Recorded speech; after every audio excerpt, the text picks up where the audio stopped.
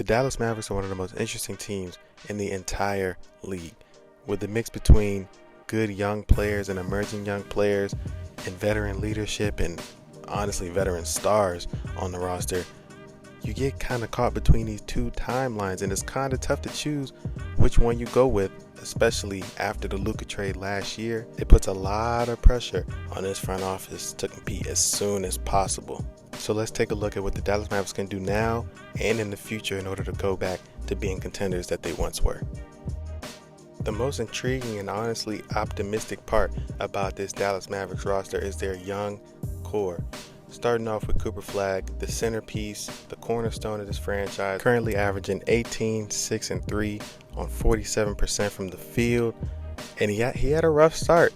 Obviously, Jason Kidd tried to run him at the point guard, and I knew that wasn't going to last too long because Cooper Flag's not a point guard. He's a point forward, but he's not a point guard. But as of late, he's found his groove, recently having a 42-point game, his career high. And obviously, we know about his defensive tools, both interior and perimeter defense. I mean, he's just an unbelievable player with tremendous upside, and obviously he's your go-to guy for the rest of however long he wants to be there. And alongside him, you have Max Christie, who you got over from the Luka trade last year, who gives you great perimeter defense.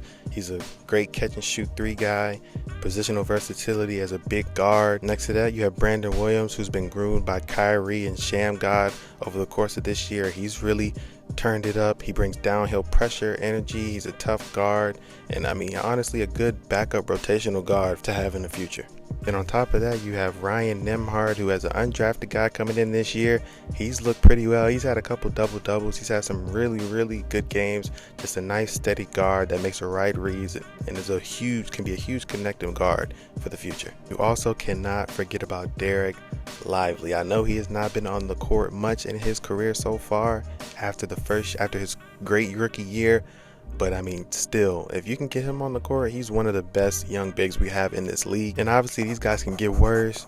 Hopefully, they can get better for the Dallas Mavericks. But there's no finished products here. But all of these guys together, I think, is a good foundation of young pieces, along with possibly a top pick coming up in this next year's draft. I think all these players together, I think they can really show something in the future. Speaking of their draft picks, this year, Dallas owns their first-round pick outright, but this is the last year they own their first-round pick solely until 2031. That makes this year pretty intricate to what they want to do in the future, especially with this draft being touted as probably one of the better drafts in the past 5 to 10 years. With the lottery luck that you've gotten recently, I think that you might take your chances on getting in that lottery to maybe at least get up into the top 10. If you can get into the top 10 and get one of those guys, honestly, you sit them next to the rest of the young core that I just mentioned. And if you want to keep AD, if you want to keep Kyrie, you really sitting pretty if you put all these guys together. This just seems to be the last real year for Dallas to add some young premium talent without having to overpay in the trade market.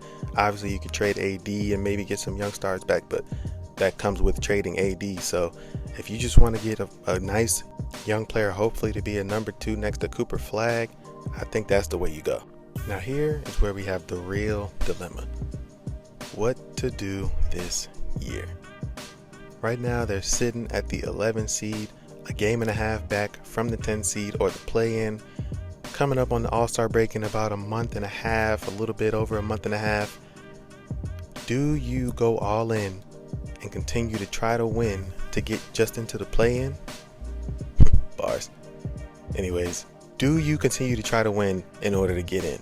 With Anthony Davis off of his minutes restriction, he started to look more like himself lately.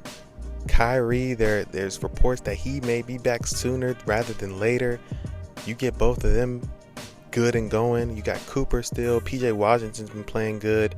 Daniel Gafford obviously is a good solid big. I mean, you could possibly be looking at them pushing for maybe an 8 or a 9 seed, still in the play-in, but maybe home court advantage in a play-in game. And I mean, is that worth the risk? Obviously, like I just mentioned, they only have their first-round pick this year outright. So after this year, it's pretty much whoever's on the roster or whoever we trade for. There's really no first round picks coming back into this roster. I personally think that they should get rid of AD. Now, the reason I say this is because I think you wait to trade AD till near trade deadline, let him play, let him get his trade value up. You get back a good, solid young player, maybe a young, like raw talent. You get back maybe a protected first or a future first to bolster your first round pick options in the future. And you keep Cooper, you keep Kyrie, you keep the majority of your young guys. You maybe have to trade somebody else away with AD to maybe make some money match or something, or to spice up the trade a little bit. But I think you get rid of AD, you keep Kyrie. I don't think there's much of a trade market for Kyrie, obviously, as he hasn't played and it's not really much you can do with him. But I think if you trade AD, you kind of have this year as a wash. You keep your role players, you keep your solid guys, and I think next year you're looking at a really good, maybe competing for that 6 seed, 7 seed team. And you're gonna have a young team competing for the 6 or the 7 seed. The next year after that, you're competing for the 3rd seed, and the year after that, you're really in NBA Finals contention. And I think that is the way that the Dallas Mavericks should go about this situation. Especially with how the Luka trade went down, I think this is a good way to set yourself up for the future, to gain the trust of the fan base back, and to also, like I've said multiple times, get back to contention like you once were when you had Luka. Let me know what y'all think, man. Do y'all think Dallas should tank? Do y'all think Dallas should push to compete with Kyrie coming back soon? Should they trade AD? Should they keep AD and maybe even make a run next year with late lottery, mid-round pick in the first round? What do y'all think, man? Y'all let me know in the comments. I appreciate y'all for tuning in. It's been Corey from Between 94, and I'm out.